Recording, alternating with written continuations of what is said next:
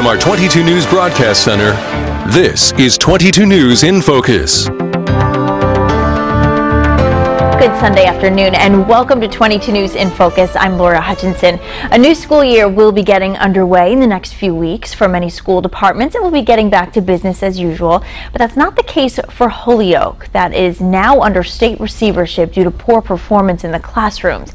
That's where 22 News in Focus comes in today. Today we're going to talk to the receiver who's been tasked with turning things around in Holyoke schools.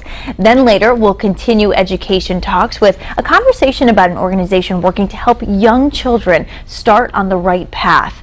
We'll also talk to someone about the health of your kids in the classroom and how to determine if they're struggling socially or emotionally. So we do have a lot to get to today, but first let's begin with the future of Holyoke Public Schools. We have Dr. Steven Zreich here with us, the receiver for the Holyoke Public Schools. Thank you so much for being here. Thank you so much for having me. A pleasure to sit down and talk to you. I know that you were selected as receiver about a few months ago now. I think it was in June that we officially heard your name. Beginning of June, yep. Yes. So let's start from the beginning here. What exactly is a receiver? So when the state made the decision to take over control of the Holyoke Public Schools, the term for the leadership of the district is the receiver of schools, as the state has now received the school system, and the term, although a lot of people use superintendent and receiver synonymously, but the technical term is that I'm the receiver for schools during this period where the state is has oversight over the schools in Holyoke. Okay. Now, some people, when we started to find out, who the Steven Zreich is, we learned that you live out in eastern Massachusetts, but you do have a background in urban schools. Can you talk to us just a little bit about your background and how or why you think you were selected for this position? Well, I've done a lot of work in urban schools most of my career. I was actually trained as an urban superintendent. I went to graduate school in an urban superintendent's program, and my passion has been working in city schools. And I worked in Boston Public Schools for many years as a principal, and then I worked in the Chicago Public Schools as an assistant superintendent of schools. Massachusetts is my home state, and I was very much committed to leading a city school system in my home state. I started, the last 2 years I've been leading the Wakefield Public Schools, which has been a great experience, but my passion and my work has really been about leading urban schools, and sort of a dream of mine all along was to lead a gateway city in Massachusetts, and this opportunity came up. I was approached about it, I heard about it, and it became a very exciting opportunity, and I'm just really pleased to be here, and it's been a great 5 or so weeks leading the Holyoke Public Schools. Okay, so what have you learned about Holyoke schools so far? I know that it's just really been the summer when kids aren't in school. What have you been able to kind of learn in this time? Well, I don't know how much time we have here, but I've learned a lot, and it's had to be very quickly. I started in July, and we start school next week, so spent a lot of time learning and listening. And what I've learned is that there's a lot of pride in the city and in the schools, and there's folks that feel very passionately about the work, people working very hard on behalf of kids. And so there's a lot of energy and commitment to the school system. What I've also learned, though, is that people are looking, I think people are a little bit stuck, and our performance has been pretty stagnant, and people are looking for some new ideas to break through some of the stagnation that has existed in the schools over the last few years. And so I think, but there's a real commitment and an openness from what I hear from people. I think many people, while initially the receivership maybe wasn't the most popular thing, I think over time people see this as a real opportunity for the schools. The other thing I would say I've learned is, that there's some work to do in making connections with our families. Many of our families feel disconnected to our schools, and they want to be part of the process. They want to have a voice in the change in the school district, and so I think we have a tremendous amount of work to do in that area. And the same thing I'd say about our staff. I think our staff have felt disconnected from the improvement work that has gone on, and they've voiced in my conversations a real openness and a willingness to, as long as they can have input in what happens in our schools over the next few years. So we'll wait and talk specifics in just a little bit about where you think your game plan is taking you here. Sure. But as you've looked at Holyoke and sort of what you've heard, what do you think are the biggest problems right now facing the school? Why do you think that this district had to go into a receivership? Well, at the very basic level, the outcomes for students are not acceptable outcomes. I mean, our performance in the classroom needs to be better, and when you compare it against similar communities in the state, Holyoke does lag behind in a lot of areas. We also have many students who are not completing their high school experience or moving through the system at the rate that we would expect, and then unfortunately not graduating. We're losing students along the way because as they drop out or they become disengaged from school, and those are not acceptable numbers either as a school system. And then also we have a community that has voiced, not everybody, but many of our constituents, that they don't feel that the school is in service of their needs. And so to me, that's a significant problem as well. We work for the families and the children of Holyoke, and we need to be responsive to the needs of our community. Okay. And so how long do you think that you will be a receiver for? I guess, is there a typical length of stay here for this? There's not a blueprint for this. I mean, there's not a set amount of time, and when the commissioner and I spoke about this opportunity, it was with the notion that it was going to I was going to be there for as long as we needed to deliver the schools back to the city in a very strong place. So I can't say that it's going to be 3 years, 5 years. It's difficult to say. It's going to be, I'm there for the long haul, and I made a commitment to the community and to the state to be there for the long haul. So are you moving here to Western Mass? Right now, my wife's a teacher in Eastern Mass. My children are starting school, but eventually the plan is for my family to relocate back to this area.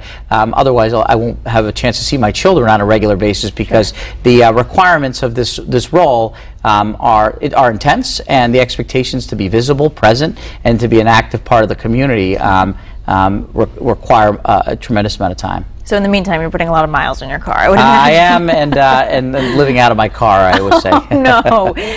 Let me ask, have you spoken with anyone from Lawrence Public Schools just to sort of learn what it takes to be a successful receiver so that you really make the most of your time? Well, it turns out that the receiver of schools in Lawrence and I did have worked together in the past in the Boston school, so I had a relationship with him, and we've had an opportunity to speak a few different times, and I've spoken to some of the leadership team and staff in Lawrence, and there's a lot of lessons to learn. I mean, they've had a lot of success, and they've also paved the way, but they've also have some lessons learned as well that can really inform our work. And so it really is important for us and behooves us to continue to dialogue with them and learn from their successes, and then their ideas about how they might have approached things differently. But Lawrence is a great model for us to look at. I will also say that Holyoke's not exactly like Lawrence. I mean, and people have said, well, are you going to do just everything that Lawrence did? Well, that wouldn't be right. I mean, that's not. Like I said, there's a lot to learn, but Holyoke has its unique context. It has its own set of strengths and its own set of areas for improvement. So I think we also have to look at the unique context of Holyoke, which the dynamics are certainly different than in Lawrence. Are you seeing points of opportunity in Holyoke? Again, we'll talk specifics in just a moment, but are you seeing that this can be a success, and are you feeling confident that you will be able to turn this district around? I have a lot of confidence in this community. I mean, it's not about just my leadership. It's about a team. It's also about the citizens of the community, and so I see a real openness and willingness. So I see that as an opportunity. The The other thing I see as a significant opportunity in Holyoke is the size of the school system in the city. Make it very manageable. I've worked in very big school systems, Boston and Chicago, which make it very difficult to like wrap your arms around and make change and positive change because of the scale, the bureaucracy that comes in being in big school systems. But Holyoke with 11 schools is a manageable size, and that's one of the things that really was attractive about the opportunity.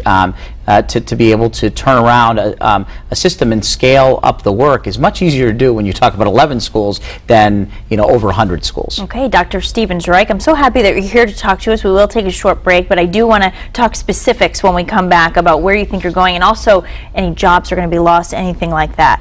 So we will continue our conversation with Dr. Reich after the break. Stay with us. You're watching 22 News in Focus.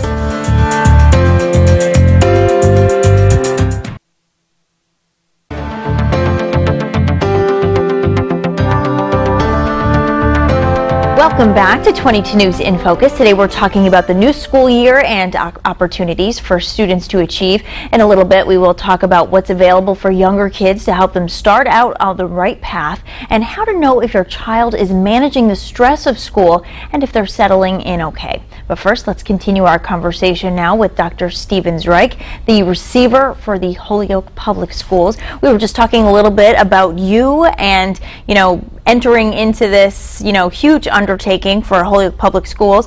My understanding is that you do have to come up with a solid game plan that needs to come out sometime this fall. Talk to us about that deadline. Right, so as part of the statute, and when a district goes into receivership, there needs to be a turnaround plan that is informed by the stakeholder recommendations that we had a local stakeholder group that met prior to my arrival. And then I've also been collecting information during my entry phase to inform a turnaround plan, which will really set the course for the district over the next few years and really begin to signal some of the changes that people we'll see. And I get asked that question, so what are the changes we're going to see? And I've really pointed to the plan being really important for people to look at, and then we'll have some dialogue once the plan comes out. And we should see that plan at the very end of September, beginning of October. At this point, that's when we're targeting the issuing of the plan. Okay.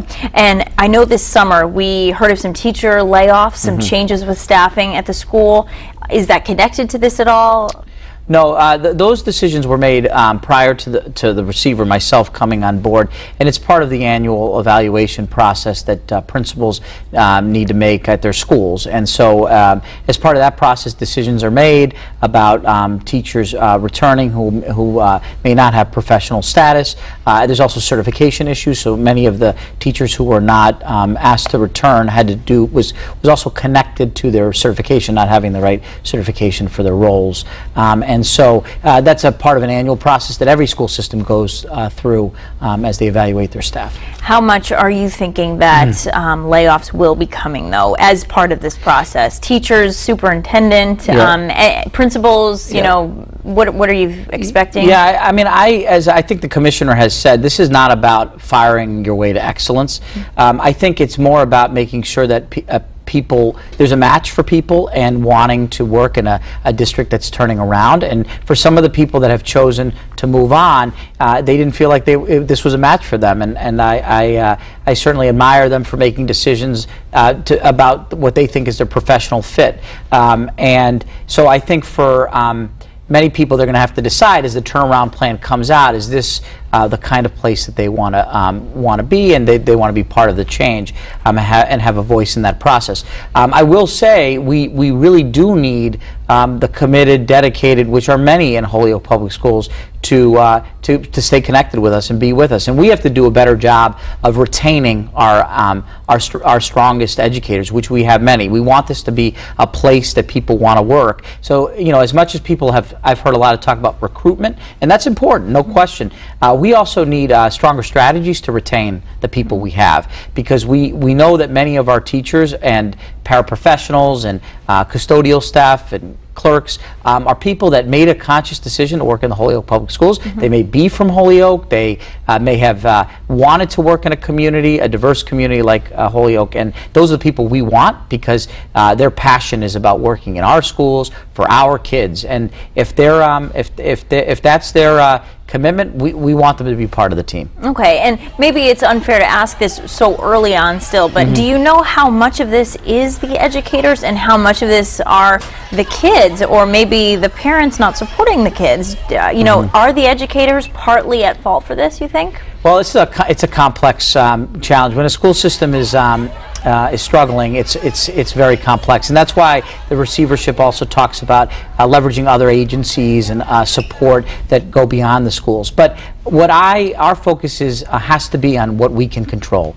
and the fact is what we can control is what happens in our schools, and we can be better. I mean, our success is determined by a lot of factors, but ultimately I feel like the opportunity and the potential is there for us to be better, and I think we should begin to see results if we can begin to make some inroads on areas that have consistently been challenges for us. Will students or teachers notice a change walking in the first day of school this year? Right. So we've made a few changes over the summer that I think are positive changes and be well received.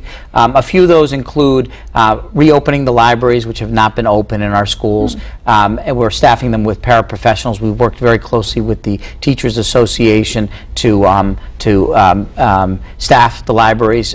They had not been open in all our schools, in our elementary schools. I think that's important for students to have access to text, especially in a district that's struggled around literacy. So that's been very important to us. Each school has led a beautification project in their school, so all 11 schools, we've given some funding for schools to do that. So there'll be some new murals in places, there'll be some brighter entryways. Still more work to do, but it's been very powerful to watch our school communities engage in those beautification projects. We've also conducted home visits across the district, and so 100 families have received visits from our staff across, at least 9 in every school. Families have received visits, so to me it's a signal of the schools trying to bridge the gap between home and school and actually reaching out to our families at a place they feel comfortable, their home.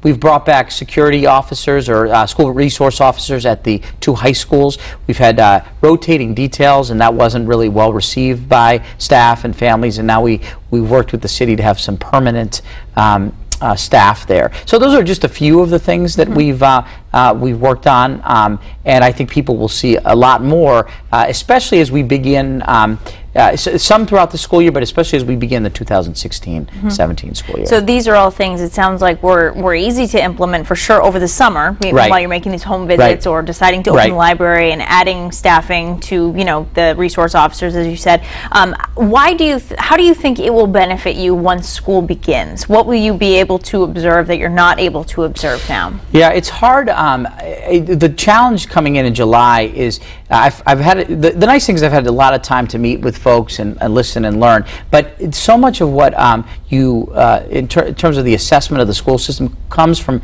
visiting schools and being in classrooms and talking to teachers, really talking to students about their experiences. And people describe certain things that are happening or not happening, but for me, I think it's most powerful when you can actually see it in action. And I think what people will notice is I'll spend a lot of time in schools throughout my tenure, but certainly really early on, because it's the best way for me to really understand some of the challenges that our staff faces, our students face, and then also to identify the pockets of excellence that exist across the district. We have to there are some great things happening that we have to also think about scaling up, but until I see them and learn about them, it's hard to know what those are. And when you talk about change in a school district, it's not always about saying everything's bad, you just need to fix it. It's also about identifying what really is working, which I think there are many places, and then how do you expand it? How do you scale it up so that it touches more students and more schools across the district? And are you going to be looking specifically at the curriculum? Holyoke has struggled with teen pregnancies in the past. They've had a high rate of that.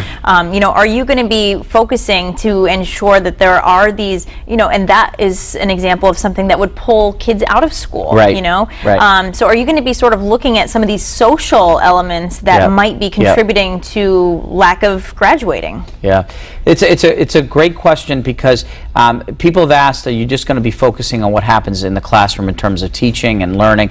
very important what happens in the classroom, and I do spend a lot of time. I think it's important that those interactions that occur between teacher and student, and then curriculum and classrooms. But it also has to be bigger than that, and we do know that there's for students to even learn, they need to feel safe, they need to feel comfortable, their mental health issues need to be resolved, they can't be hungry, they need to be well fed, and so as a school system we have to look at all those wraparound supports as well, and so that is definitely a place that we need to look, and we have a lot of existing structures that I want to spend some time really looking at what's working and what's not, because a lot of time and investment has been made around those other areas that are non-academic that I think could be strengthened in. And what exactly is the role of the superintendent now that we have a receiver? I think it's been a little unclear, you know, who is the real leader of the district? My understanding is it's you now, so what does that mean for the superintendent? So the district no longer has somebody in the superintendent role. I am the leader of the district as the receiver of schools.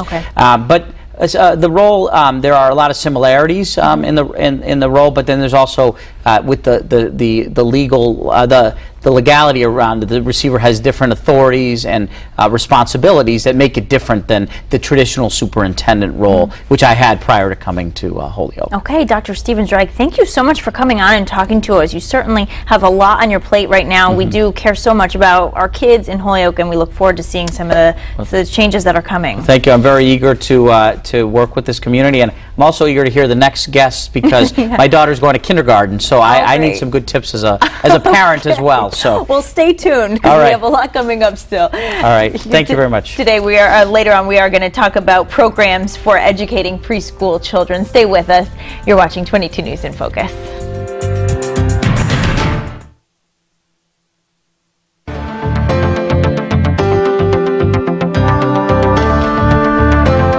You're watching 22 News in Focus. Today we're talking about preparing your children for school. We just heard from Dr. Stevens-Reich about changes coming to the Holyoke School District. Later on in the program, we'll talk about what resources are available to parents and students who are having trouble both socially and academically in the classroom. Studies have shown that children who attend some type of preschool program do better in school both academically and socially, and that parental involvement plays an important part of their educational success, which brings us to our segment now. Joining us now to discuss these programs, we have Joan Kagan, President and CEO of Square One. Thank you so much for joining us. Well, thank you for having me. You know, we were just talking about a school district that is struggling right now. These are older kids, these are younger kids, you know, an entire district that is trying to sort of turn itself around.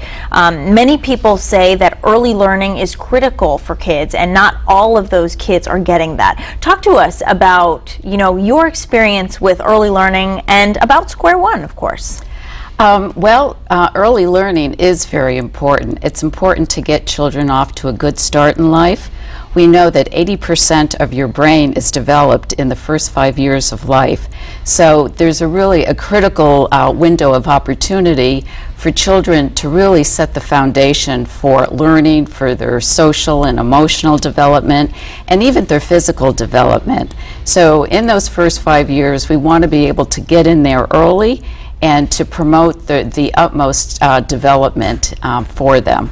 Now, I know that you have specific programs that are underway right now that you would like for more kids to be a part of. We'll talk about those specific programs in a little bit, but first I sort of want to, you know, have the conversation about parental involvement and that sort of thing. You know, what kind of success do you see from the kids who walk through your door? Is there a way to really, you know, show evidence that this type of learning in our area is so critical? Yes, we do have evidence, and we have lots of examples also. Parents do report back to us how well their children are doing in a high-quality early education and care program that we provide at Square One. They will tell us that their children are better behaved, that their social skills have improved. They will talk about how much they have been learning about nutrition and the importance of taking care of your body.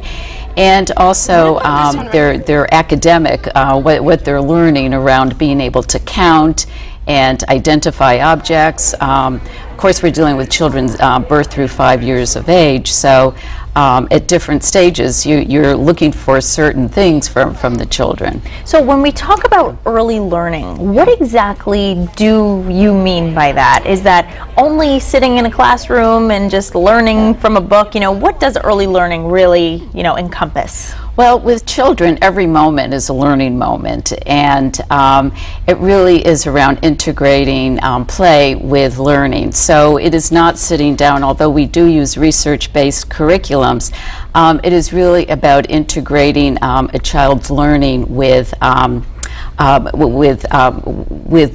play. For instance, I walked into a classroom one day, and the teacher and the students were making blueberry muffins. And the teacher was saying to one child, count out 10 blueberries for me. And so as the child was doing that, she said to another child, and what color is that egg yolk? And somebody passed me the measuring cup. And it's that sort of integrating of play, as opposed to just giving them a book or saying, this is an egg yolk and it's yellow.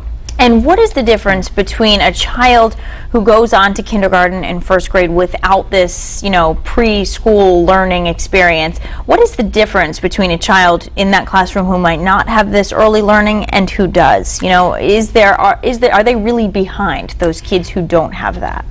Yes, we have found, the research does show that children who do not have a high quality preschool experience are less likely to graduate from high school, and more likely to get involved in antisocial activities, different types of crime, drugs, to get pregnant during their teen years before finishing school. So it does make a difference in the long run. In the short run, going into kindergarten, children who have had a high quality preschool experience are academically, socially, emotionally, cognitively ready. They know how to sit in a chair. They know how to raise their hand. They know how to stand in line and buddy up. They know how to share. So their social skills, their emotional skills, as well as their cognitive skills are at a much higher level, and therefore they're really ready to learn when they hit kindergarten. What about those parents who want this for their kids, but they feel like maybe they don't have the money for it, and they don't reach out or do that research because they're concerned that they won't have the funds for this? Is there an opportunity to get this kind of learning without breaking the bank? What sort of opportunities are there? Well, there are subsidies for families on a limited income. And we do work with families at Square One. Sometimes we have access to scholarship money, and we do try to help families address that financial issue, because it is important and for the children to have a high-quality preschool experience. Okay, I know that you have very specific programs that you want to talk about as well. Let's talk about, we're going to take a short break, and when we come back, we will continue our conversation with Joan Kagan and talk about some of these programs that are available to kids to future their education. You're watching 22 News in Focus.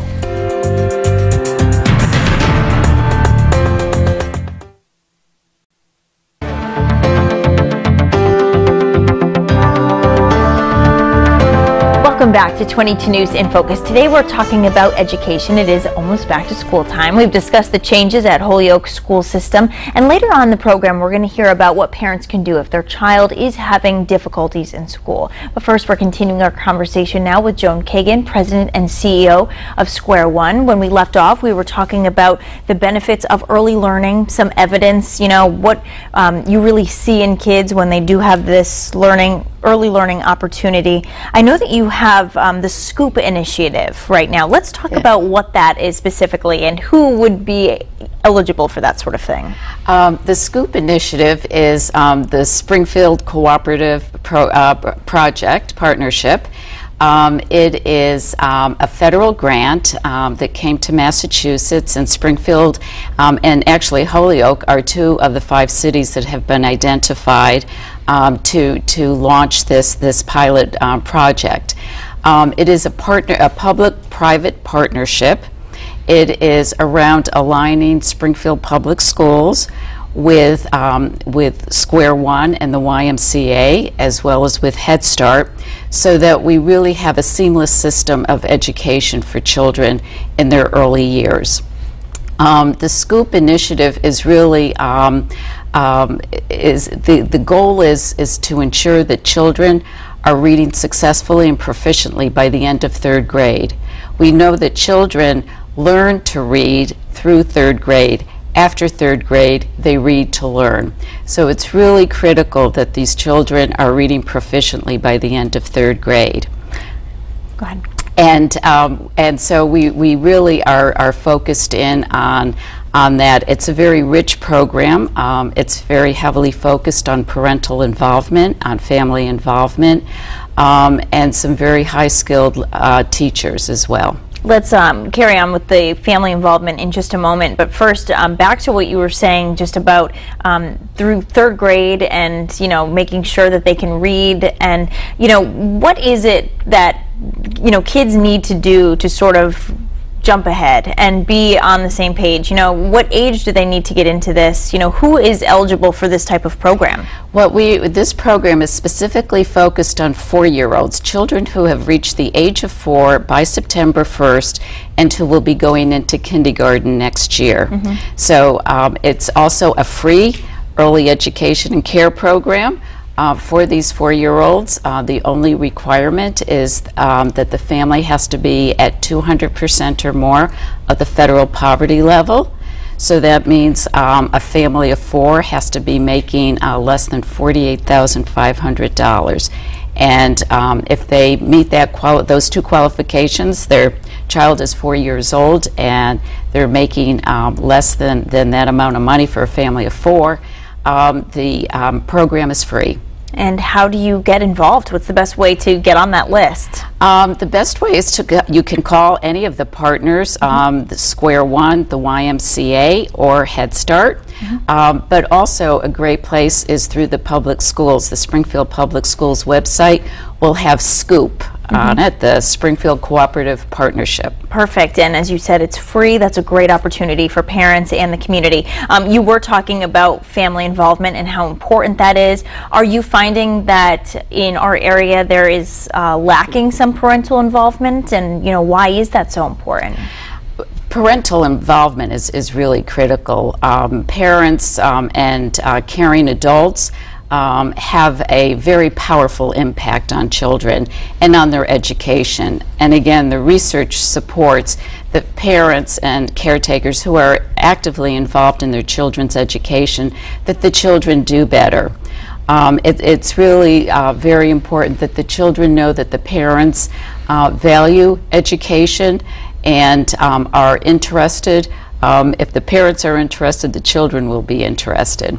So it's really critical. What can parents do? You know, parents where both mom and dad, or maybe a single parent working full-time, they feel like they just don't have a lot of extra time because they're working to support the family. What can parents do? What are some of those little things that you can do to be involved that doesn't, you know, require you having hours of sit-down time, you know, of working on homework? Parents who just work a lot, what are some of those opportunities? There are a lot of parents who have who are in those situations where they just don't have a lot of time, or a single parent who's got many issues to attend to. So you can take advantage of those moments. You can, while you're driving in the car, having conversations with your child about what's going on at school and who are their friends at school, and while you're cooking dinner and doing other activities, you can talk to the child about what are they learning and you know, what did they do that day. So it can be more than just sitting down helping with homework. It can just be showing your interest and commending the child and complimenting and making school important. You can say, you know, I know you're not feeling that well today, but you're still well enough to go to school, and it's important that you go to school. And So it's those little things that you can do. And what about kids who might have learning disabilities? Is this, is this sort of that resource that can give you a heads up or a red flag if there is some kind of slowed learning happening early on? Yes, I think that's one of the benefits of going into an early education and care program, is that oftentimes we will pick up that there does seem to be so that the child might be having a challenge, and we can call in the resources. We can call in early intervention programs. We can call in other resources and get evaluations. So it is important. I think the other thing that we're doing at Square One is we have these family resource centers in our early education and care centers. We call them the Family Square. We have social workers in there.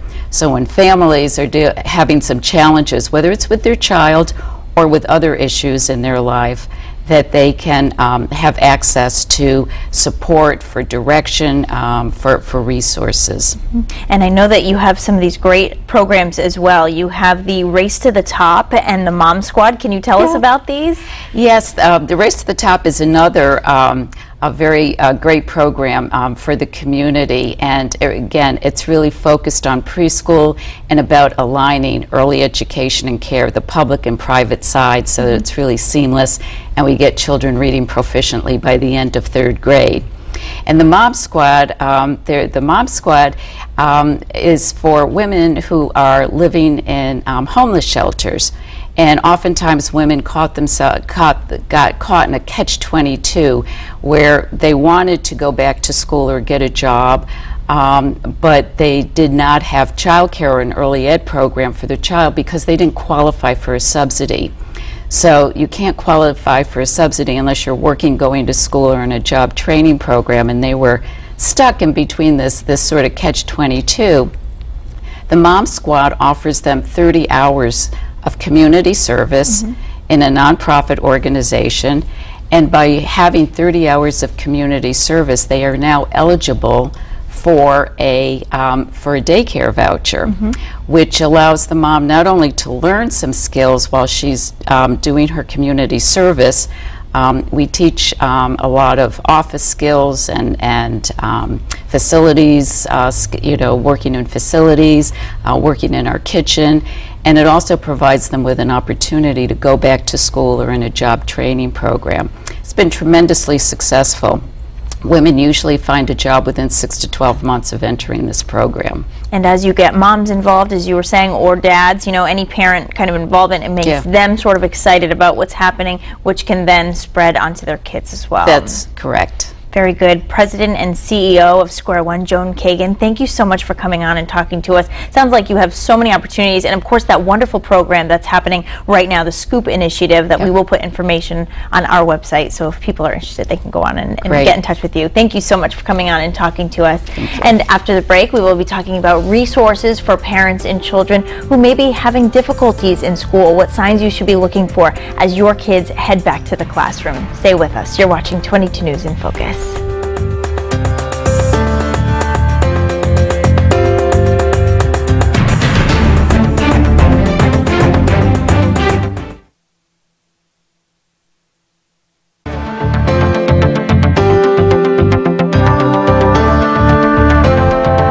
You're watching 22 News in Focus. Today we've been talking about education during the back-to-school season, the changes coming to Holyoke Public Schools, and programs for preschoolers and their parents. Now, many kids do well in school, but there are some exceptions. Some may have an undiagnosed learning disability or have moved to a new town and have trouble adjusting to a new school. Some kids may have trouble seeing and fall behind in school because their parents aren't aware they need glasses. So as you can see, some of these issues are easy to solve, others can be more traumatic. And joining us now to talk about how to get over some of these hurdles, we have Catherine Moss, Senior Program Manager for the Behavioral Health Network. Thank you so much for coming on. I really appreciate it. Thank you for having me. Back to school time already.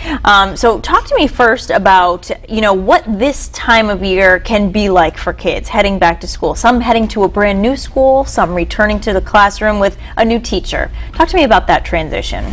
Usually a lot of emotions involved. There's excitement, there's anxiety, there's fear, there's apprehension, there's excitement again, there's anticipation. So it is generally a very tumultuous time in kids' lives, for good and for bad. So what do you think parents need to be looking out for? You know, one issue we hear a lot about, and this is a topic you even hear about them saying school should be starting later, you know, is that kids are tired and the sleep schedule might be difficult. How do you sort of know if a child is simply struggling with a sleep issue, or as you mentioned, like, you know, they might need glasses, or what about if it's something more serious? How do you sort of make that, you know, distinction if your child is having a problem in the classroom? It's a good question, and usually the answer for understanding whether it's a problem is about intensity and duration and how significant a problem it is for the family. So I'll take it back one step and say that a lot of families get nervous this time of year when school starts because they don't expect their children to be having difficulty, and so it surprises them. So I want to talk for just a minute about what some of the what's normal. We all are creatures of habit. We like structure. We like routines. And in the change of routine from the summer schedule and the summer routine, even if you don't have much structure in your family in the summer, some families do, some don't, going into the new structure and the new routines of the school year are a transition. And that transition can cause disruption in a child's rhythms. And that may show up as we talked a minute ago, a fear. They may be a little bit more explosive. Whereas before, if you asked your kid to go brush their teeth and get ready for bed, if it's 3 days before school starts, they may yell back at you, when before they weren't necessarily going to yell back at you. The first week of school, with all of the new friends and faces and the new teachers and the new, even if it's an old school, even more so if it's going to a new school with new friends. There's a lot of demand on the child's resources and the family's resources. So I think what's important to recognize for families is that's normal. And what you can do is to know that it's normal and not overreact to those kinds of challenges.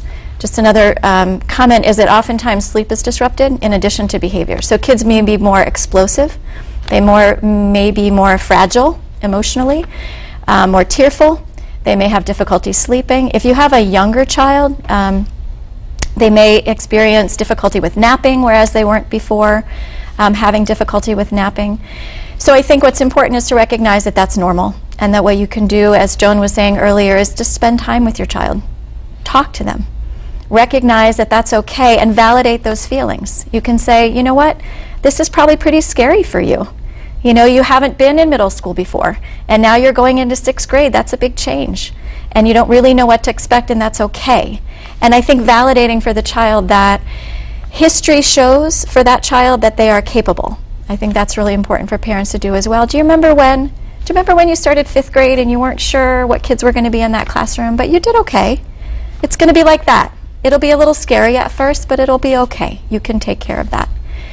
So getting around to your question, when you know it's a problem is when it doesn't go away, when it doesn't get better, when kids continue to have the explosive behavior, bedwetting maybe, difficulty with sleep, tearfulness, those kinds of things, when they go on for a long period of time, when they're very intense, or when they significantly interfere with the child's daily functioning. For example, they refuse to get on the bus, or they refuse to get out of bed, or they stop talking to you. Those are signs that something is more serious is happening and usually would warrant getting help.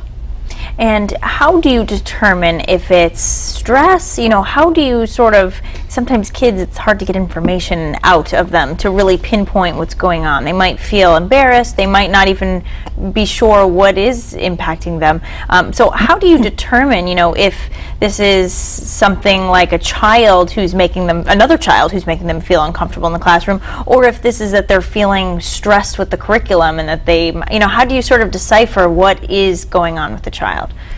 So again, going back to what Joan was saying earlier about when you're driving in the car, talking to your child, when you're making dinner, talking to your child, I think the most important thing is to have a relationship with your child.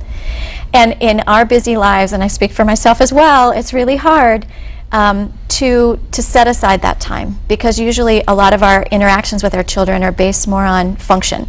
Get ready for bed, put on your clothes, we're getting in the car, let's go, as opposed to, hi, how are you? How was your day? How are you feeling? Asking lots of open-ended questions. being curious as opposed to judgmental. Some of the things that your children bring to you may not agree with. You may not necessarily, it's not how you would do it. But being curious about their experience and their perspective is really important to them opening up. I think another thing to keep in mind is that there are hopefully in any family's village community meeting that there are other adults and other people who do have a relationship with your child who can also give you clues on that. And so I think reaching out to the friends, the parents of your children's friends, reaching out to the teacher, reaching out to the principal, those are all people that you can say, hey, you know, I've noticed that my child has been particularly quiet lately. Are you seeing that in the classroom as well?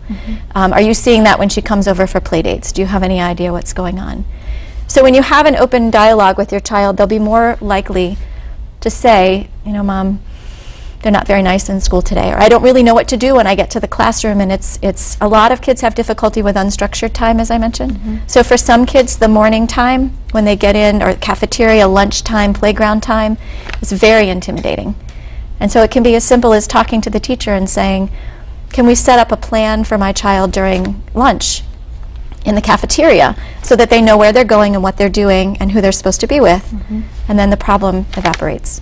These are all great ideas, and you could be a great parent but just not know some of these little things, you know, these little conversations that you can have and clues that your kids might be dropping that you might not even pick up on.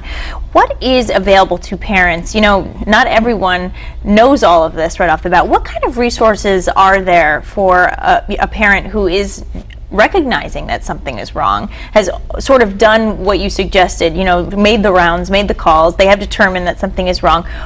How do you handle that when you have determined that something is not going well this school year? So there's a lot of resources in our community, actually. Sometimes they're hard to find, so it's helpful. We're going to, there'll be information on your website about different specific resources that people can access. As I mentioned, the professionals in the school are a great place to start. The regulations and the staff in each school and each district vary depending on the state. Connecticut's different than Massachusetts, and each district is different from one another, but most schools have an adjustment counselor or a guidance counselor, and they are a wealth of resources and information about helping children adjust. So starting there is a great place to start. Also, your child's pediatrician often has a lot of contacts and information and resources, so you can go and say, he's just not sleeping. He's waking up in the middle of the night screaming. There's nightmares. What should I do? It's gone on for weeks and weeks and weeks. So that's a great place to look. Both Springfield and Holyoke also have family support centers, which are good resources. In Holyoke, and La Seda Familia is a wonderful resource. Springfield Family Support Program in Springfield, also Square One's Family Square that Joan had mentioned, are all places where someone can sit down with parents to better understand what the problems are and where they should start. And do you recommend that kids on their vacations and weekends try to maintain the same, you were mentioning the sleep issues, sort of maintain that sleep schedule during vacation, summer vacations, Christmas break, that sort of thing? Sleep is highly undervalued actually in our culture, and a lot of the behavior problems and attention problems that we see in our children when people are talking about attention deficit disorder or other aggressive disorders are simply sleep deprivation. Right. And so I highly recommend maintaining consistent sleep schedules. That is one thing that parents can do, certainly, that can make a difference. Sounds like there are a number of things and a number of resources. Catherine Moss from Behavioral Health Network, thank you so much for coming on. Some very valuable information. I think parents are thanking you right now for that great advice and just knowing what to look out for. We all want the best for our kids. Thank you so much. You're welcome. Appreciate it. We will have the last word for you after the break. Stay with us. You're watching 22 News in Focus.